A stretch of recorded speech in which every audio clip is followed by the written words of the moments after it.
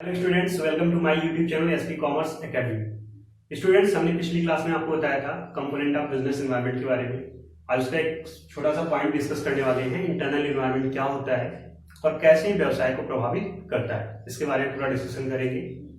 ठीक है, तो चलिए आइए देखते हैं कि इंटरनल एनवायरनमेंट क्या होता है। अगर हम इंटरनल एनवायरनमेंट की बात करें, इंटरनल एनवायरनमेंट की आपको मीनिंग बताई गई थी।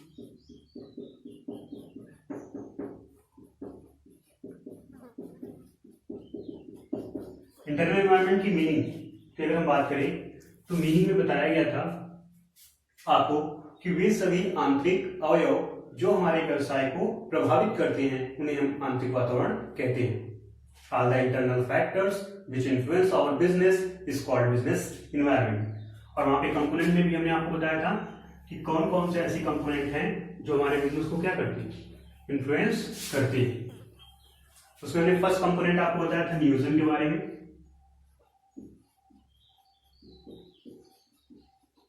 पहला आपका होता है प्लानिंग, नियोजन। दूसरा कंपोनेंट हमने आपको बताया था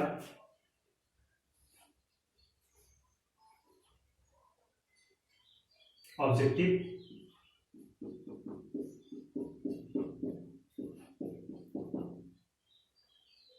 ऑब्जेक्टिव के बारे में देखिए, कंपोनेंट कैसे लिखेंगे तो काफी लंबी हो जाएगा।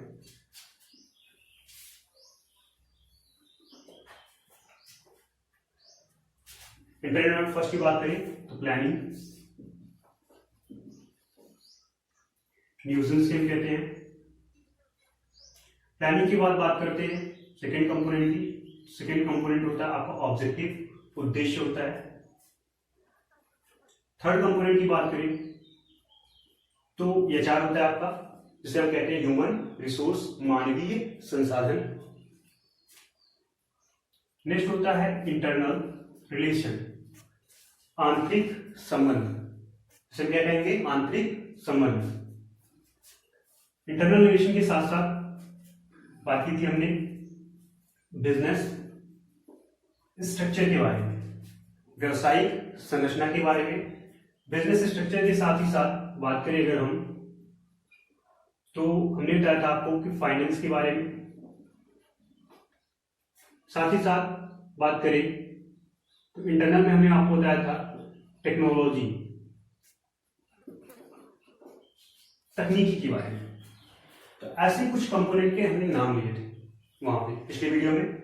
आज हम डिस्कस करेंगे कि इन कंपोनेंट का क्या प्रभाव हमारे बिजनेस पे पड़ता है।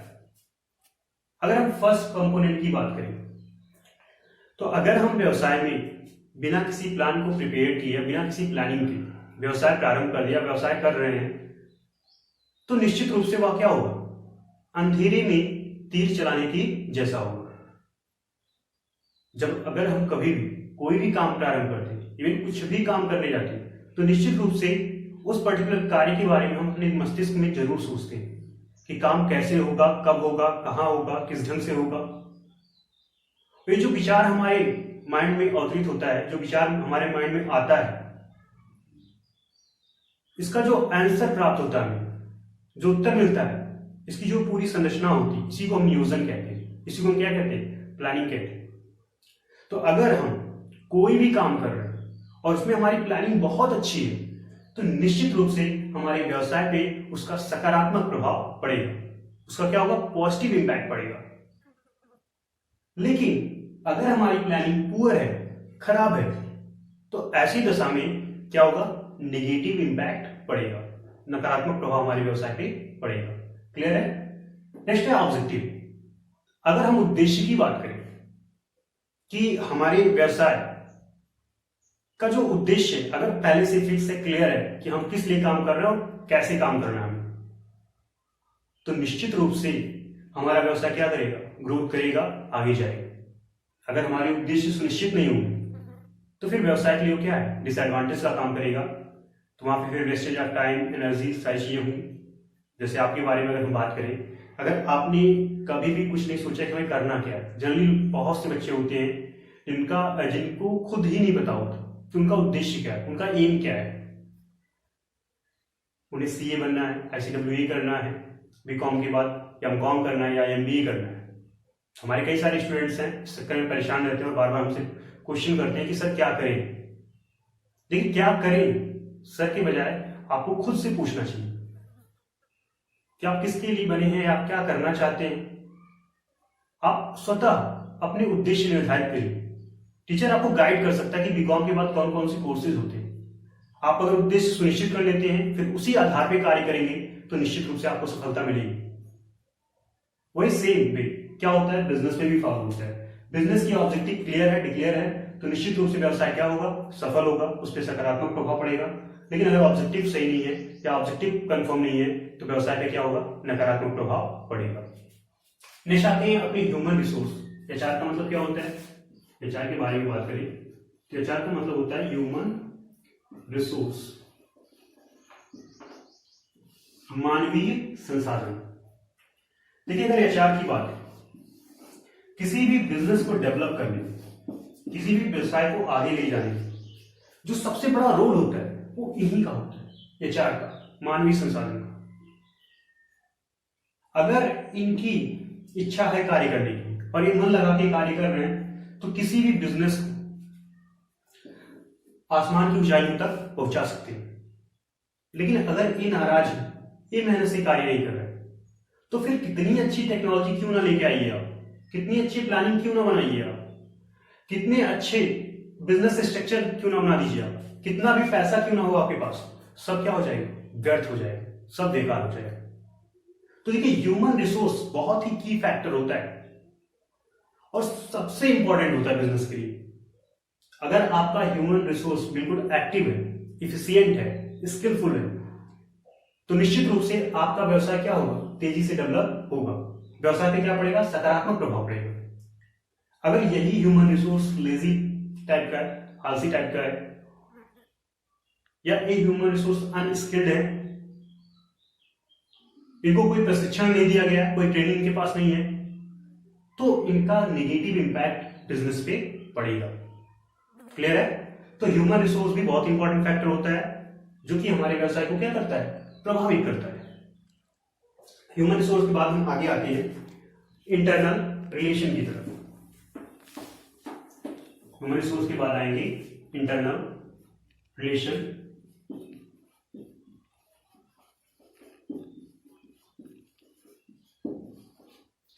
अब इंटरनल रिलेशन की बात करें, आंतरिक संबंध की बात करें तो देखिए पर डे आप भी क्लास करते होंगे, कॉलेज जाते होंगे, पढ़ाई लिखाई कर रहे हैं तो आपका एक पूरा क्या होता है, आप जिस संस्था में भी पढ़ाई करते हैं उस संस्था से आप जुड़ जाते हैं, आप जिस क्लास में पढ़ते हैं उस क्लास के बच्चों से आप जुड़ जाते हैं और वहां पे सब कुछ चीजें सही तभी रहती है जब आपका संबंध क्या होता है, अच्छा होता है। और आपका संबंध अच्छा होगा, क्लास शांतिपूर्ण ढंग से क्या होगी, आगे कंटिन्यू होगी और सब कुछ प्रॉपर तरीके से होगा। लेकिन उसी क्लास में 2-3 एलिमेंट ऐसे भी होते हैं, जैसे हर एक क्लास की बातें हैं, हम पढ़ाते हैं कंटिन्यू। हमारे कॉलेज में भी कुछ ऐसे स्टूडेंट हैं जो भावी वर्ड्स से कहीं ना कहीं भावी वर्ड को भावी वर्ड में कन्वर्ट कर देते हैं। तो देखिए जो भावी वर्ड में कन्वर्ट करना, उस समय मजाक करना क्लास के समय, चीजें देखिए उस समय के लिए तो आप बहुत अच्छे बन जाते हो, हाँ आप बहुत बड़े एंटरटेनर हो, लेकिन उससे पूरी क्लास डिस्टर्ब हो जाती है। क्लास का जो फोकस रहता है वो क्या होता है, डिस्टर्ब होता है, जिससे पूरी क्लास क्या होगी, कहीं ना कहीं खराब हो सकती है, उस पूरी क्लास का फिर कोई अर्थ नहीं निकलने वाला। तो देखिए ये चीजें होती हैं कि अगर आपके इंटरनल रिलेशनशिप अच्छे होंगे, कोऑर्डिनेशन अच्छा होगा तो निश्चित रूप से आपकी संस्था पे उसका पॉजिटिव इंपैक्ट पड़ेगा, आपके बिजनेस पे उसका पॉजिटिव इंपैक्ट पड़ेगा और जो भी कार्य आप करना चाहते हैं वो आसानी से आप कर सकते हैं। लेकिन अगर संस्था का इंटरनल रिलेशनशिप, आंतरिक संबंध सही नहीं है, आंतरिक संबंध का मतलब जो आपकी संस्था में हमने बताया कि बिजनेस के स्ट्रक्चर की बात करें तो आपका टॉप लेवल होता है, लोअर लेवल होता है, मिडिल लेवल होता है, इनके बीच में क्या होना चाहिए, आपस में कोऑर्डिनेशन होना चाहिए, टॉप लेवल का मिडिल लेवल से, मिडिल लेवल का लोअर लेवल से, और इसमें काम करने वाले जितने भी ह्यूमन रिसोर्स हैं एक दूसरे के प्रति क्या लॉयल, एक दूसरे के साथ मिलकर कार्य करें। अगर ऐसा होता है तो निश्चित रूप से बिजनेस में क्या होगा, पॉजिटिव इंपैक्ट पड़ेगा, सकारात्मक प्रभाव पड़ेगा और आपका जो बिजनेस है, आपका जो व्यवसाय है, ग्रोथ करेगा।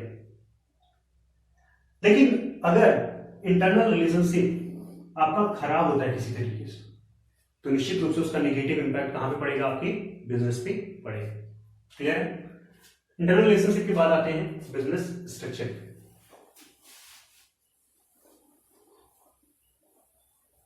तो जिस भी पर्टिकुलर बिजनेस का बिजनेस स्ट्रक्चर अच्छा होता है, उसका पॉजिटिव इंपैक्ट कहीं ना कहीं कहां पे पड़ेगा? आपके बिजनेस पे पड़ेगा। अगर बिजनेस स्ट्रक्चर आपका खराब होता है तो निश्चित रूप से उसका नेगेटिव इंपैक्ट किस पे पड़ेगा? बिजनेस पे पड़ता है। तो देखिए, बिजनेस स्ट्रक्चर भी बहुत इंपॉर्टेंट एलिमेंट होता है। आपको जब कभी भी कोई भी व्यवसाय कर रहे हैं तो व्यवसाय के नेचर के अकॉर्डिंग आपको एक प्रॉपर बिजनेस स्ट्रक्चर मेंटेन करना होता है।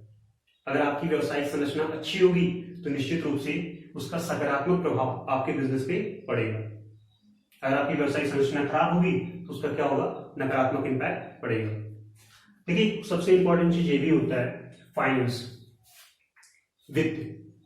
किसी भी व्यवसाय को आगे ले जाने के लिए या किसी भी व्यवसाय के विकास के लिए फाइनेंस बहुत ही आवश्यक चीज है। इवन आपको बिजनेस स्टार्ट करना है तो भी आपके लिए फाइनेंस क्या होता है? जरूरी होता है। बिना इसके आप व्यवसाय में किसी प्रकार का कोई कार्य नहीं कर सकते। इवन ये भी कहा जाता है कि finance is the life blood of any business organisation. जिस तरीके से एक मानव की शरीर की बात करें तो उसमें जो रक्त काम करता है, उसी तरीके से क्या होता है? हमारे बिजनेस के लिए कौन काम करता है? फाइनेंस। रक्त के बिना शरीर क्या हो सकती है? निष्क्रिय हो जाती है, बेकार हो जाएगी। उसी तरीके से फाइनेंस के बिना बिजनेस भी क्या हो जाता है? समाप्त हो जाता है, निष्क्रिय हो जाता है। तो देखिए, फाइनेंस अगर आपके पास प्रॉपर मात्रा में है तो निश्चित रूप से क्या होगा? उसका पॉजिटिव इंपैक्ट पड़ेगा। आज के मार्केट की बात करें तो आज के मार्केट के बारे में हमने बताया था कि गला काट प्रतियोगिता चल रही है मार्केट में, कट थ्रो कंपटीशन है। और ऐसी कंडीशंस में फाइनेंस की इंपॉर्टेंस और भी बढ़ जाती है, क्योंकि आज के मार्केट में अट्रैक्शन ज्यादा दिखाई दे रहा है और उस अट्रैक्शन पे काफी खूब पैसे भी खर्च हो रहे हैं। और अगर आपके पास पैसे नहीं है तो आप अट्रैक्शन नहीं ला सकते अपने बिजनेस में, और अट्रैक्शन नहीं ला सकते तो आप वहीं पे क्या हो जाते हैं? फ्लॉप हो जाते हैं। वहीं पे आपका बिजनेस क्या हो जाता है? खराब हो जाता है। तो देखिए, फाइनेंस भी क्या होता है? इंटरनल फैक्टर में काउंट होता है, जो कि आंतरिक वातावरण के अंतर्गत आता है। अगर आपके पास फाइनेंस अच्छी मात्रा में है तो क्या होगा? Positive impact. अगर फाइनेंस कम मात्रा में है तो क्या होगा? नेगेटिव इंपैक्ट पड़ेगा आपके बिजनेस पे। क्लियर है? नेक्स्ट आ जाते हैं टेक्नोलॉजी की तरफ। तकनीक की बात करें तो देखिए, आज के समय में अगर आप बिजनेस कर रहे हो तो तकनीक भी एक अहम मुद्दा हो जाती है। आपके आंतरिक अवयव के अंतर्गत ये भी आती है।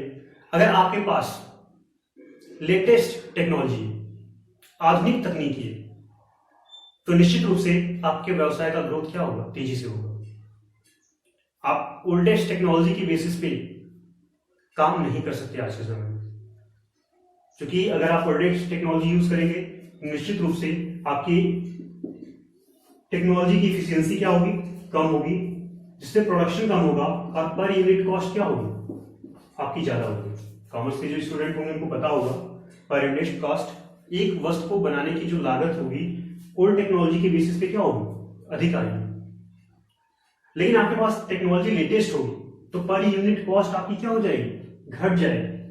पर यूनिट कॉस्ट घट जाएगी तो निश्चित रूप से आपकी वस्तु की जो प्राइस है, जो मूल्य है, वो भी क्या होगा?